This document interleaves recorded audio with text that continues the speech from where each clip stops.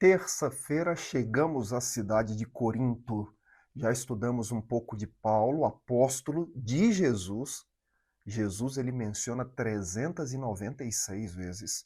Ontem nós vimos um pouco do percurso de Paulo passando por Atenas e chegando em Corinto, cidade que ele ficou 1 ano e meio.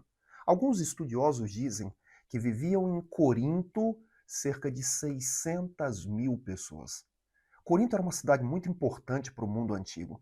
A cidade foi totalmente destruída no ano 146 a.C. e totalmente reconstruída no ano 44. Uma cidade muito rica.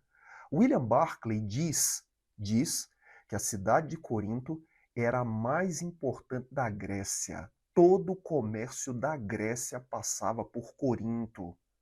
Uma cidade que fervilhava juventude. Os Jogos Istmicos de Corinto só perdiam para os Jogos Olímpicos de Atenas. Corinto rivalizava com Atenas. Tinha 2 portos, uma cidade riquíssima, tinha uma universidade muito jovem, passava muita gente por Corinto e passava todos os dias. E é claro que era uma cidade que tinha as suas dificuldades. A promiscuidade em Corinto era muito grande.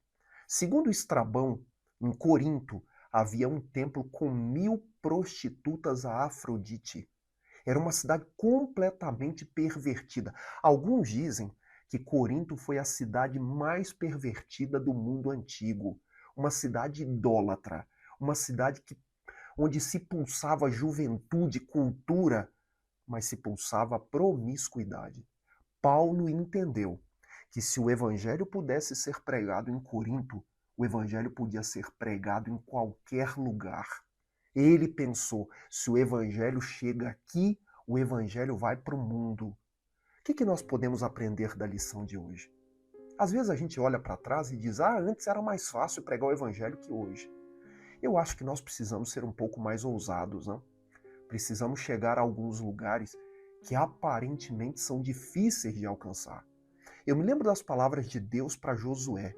Josué capítulo 1, verso 3 e 4. Onde você colocar o seu pé, eu vou te dar. Será que nós não precisamos dessa confiança para atingirmos cidades como São Paulo, Rio de Janeiro, Curitiba, Porto Alegre, Maringá? Eu acho que nós precisamos esperar mais de Deus. Como disse William Carey no dia sábado, vamos esperar mais de Deus. Porque se Deus deu Corinto para Paulo, Deus vai dar muito para nós.